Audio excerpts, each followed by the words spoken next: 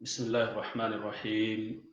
الحمد لله رب العالمين، والصلاة والسلام على أشرف الأنبياء والمرسلين نبينا محمد وعلى آله وصحبه أجمعين، أما بعد. أعوذ بالله من الشيطان الرجيم. يا بني آدم خذوا زينتكم عند كل مسجد وكلوا واشربوا ولا تسرفوا إنه لا يحب المسرفين. محترم ناظرین، آج آپ کے سامنے جس موضوع سے متعلق بات کریں گے وہ موضوع ہے بدبودار چیز کھا کر مسجد میں آنا۔ پیاز، لہسن یا اس سے ملتی جلتی کوئی بھی چیز کھا کر انسان کا مسجد میں جانا۔ ناظرین کرام، اللہ تبارک تعالی نے قرآن مجید کی اس آیت کے اندر جن باتوں کی طرف اشارہ کیا ہے، اور یہ آیت جس سیاق میں ذکر کی گئی ہے سورۃ الاعراف کے اندر، وہ سیاق ہمیں اور آپ کو پتہ ہے کہ آدم علیہ السلام سے لے کر شیطان نے ان کی ذریت کو بھی کسی طریقے سے اللہ سے دور کرنے کی پوری کوشش کی ہے۔ بے پردگی یہاں تک پہنچ گئی تھی کہ دور جاہلیت میں لوگ خانہ کعبہ جیسی مبارک جگہ، خانہ کعبہ جیسا مبارک گھر، اس کا جب طواف کیا کرتے تھے تو لوگ بالکل بے پرد ہو کر، ننگے ہو کر کیا کرتے تھے،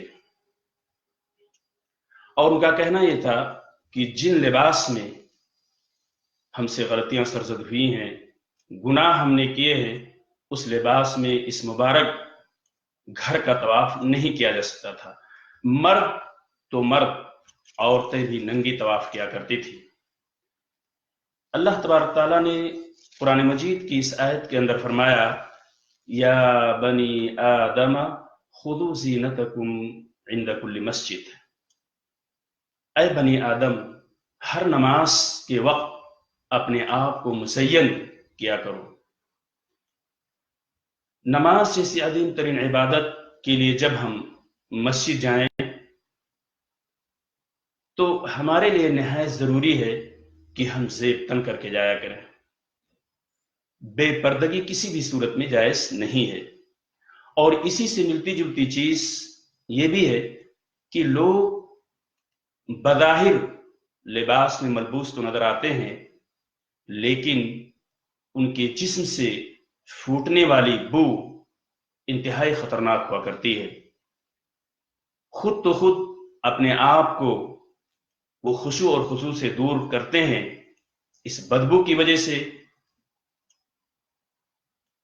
جو اس لباس کے اندر موجود ہوتی ہے، صفائی اور ستھرائی نہیں ہوتی ہے۔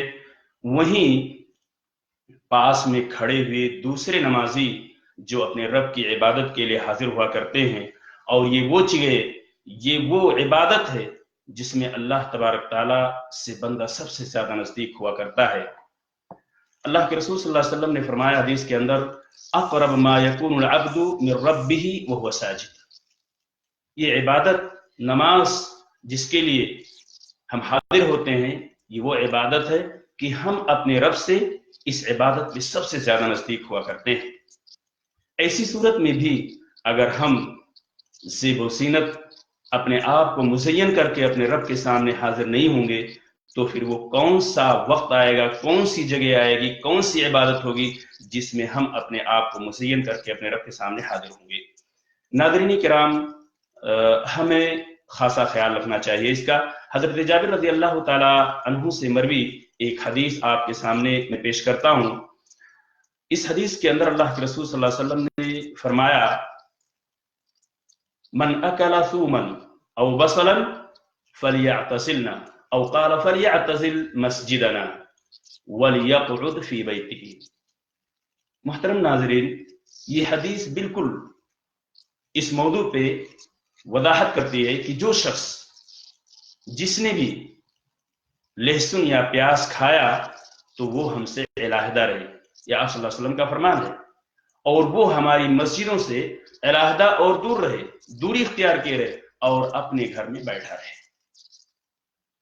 बिल्कुल ये हदीस इस बात पे दलालत करती है कि वो बदबूदार चीजें जिससे इंसान मस्जिद में खाकर अगर जाता है, तो ये चीज खास तौर से प्याज और लहसुन के बारे में इस हदीस के अंदर जो तस्करा किया गया है कि ये हकीकत में अल्लाह के रसूल सल्लल्लाहु अलैहि वसल्लम ने इससे मना किया है, क्योंकि इसके असरात सिर्फ खाने वाले पर ही नहीं बल्कि उससे मुंतकिल होकर दूसरों तक भी पहुंच जाते हैं। सही मुस्लिम की एक दूसरी रवायत जिसमें अल्फाज यूं है, मन अकल बसला वसूमा वलकुर्राता फला यक़रुबन्ना मस्जिदना फ़इन्नल मलाइका ततअज़्ज़ा मिम्मा यतअज़्ज़ा मिन्हु बनु आदम।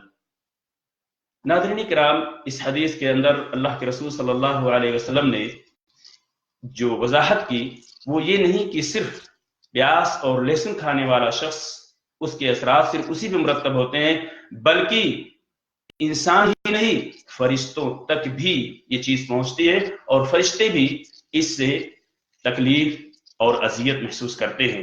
हदीस के अंदर अल्लाह के रसूल ने फरमाया, जिस शख्स ने प्याज और लहसुन और उसी से मिलती जुलती एक किस्म की सब्जी जो गंदना खाया, वो हमारी मस्जिद के करीब ना आए, क्योंकि जिस चीज से बनी आदम औलाद आदम को तकलीफ पहुंचती है, अजियत पहुंचती है, उन्हीं चीजों से फरिश्तों को भी अजियत पहुंचती है।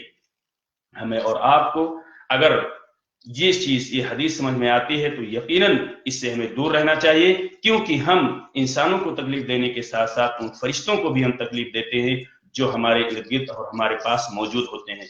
हज़रत उमर इब्न ख़त्ताब रज़ियल्लाहु तआला अन्हु ने जुमा का खुतबा दिया और फरमाया, सुम्मा इन्नकुम अय्युहन नास तअकुलूना शजरतैनि ला अराहुमा इल्ला खबीथतैन हाज़ल बसला वस्सूमा लक़द रअयतु रसूलल्लाह सल्लल्लाहु अलैहि वसल्लम इज़ा वजदा रिहहुमा मिन अर्रजुलि फिल मस्जिद अमरा बिही फउख़रिज इलल बक़ी' फमन अकलहा फलियुमितहुमा तबखा।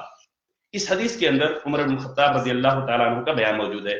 उमर इब्न ख़त्ताब रज़ियल्लाहु तआला अन्हु ने जुमा का खुतबा दिया और फरमाया, ऐ लोगों, तुम दो पौधों प्याज और लहसुन को खाते हो जो मेरी नजर में ये दोनों बहुत खबीस बदबूदार चीजें हैं, ये बदबूदार दरख्त हैं।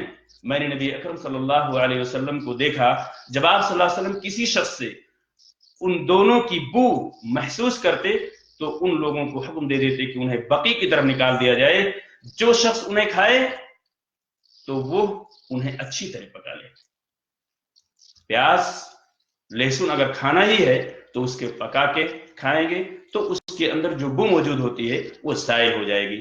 नाज़रीन किराम, हमें और आपको इस चीज की तरफ ध्यान देना चाहिए, बल्कि बाज़ दफा तो ऐसा भी होता है कि लोग सिगरेट वगैरह पीकर भी सिगरेट पीकर फौरन मस्जिद के अंदर दाखिल होते हैं, जो एक हराम चीज है, ना वो नमाज से पहले जायज है और ना ही उसको पीकर नमाज के अंदर दुरुस्त है कि कोई आदमी नमाज के लिए निकले।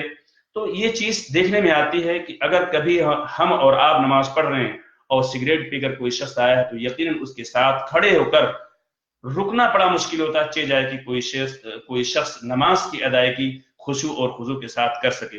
नाज़रीन किराम, हमें और आपको इससे बचना चाहिए और हर उस चीज से दूर रहना चाहिए जो दूसरे लोगों को अजियत और तकलीफ दे सके, खास तौर से प्याज और लहसुन जो हम उमूमन इस्तेमाल किया करते हैं, ऐसे वक्त में बचना चाहिए जब हमें नमाज के लिए जाना हो। अल्लाह तबारक ताला हमें और आपको कुरान और हदीस के मुताबिक इस बारे में अमल करने की तौफीक अता फरमाए। आमीन। अस्सलाम।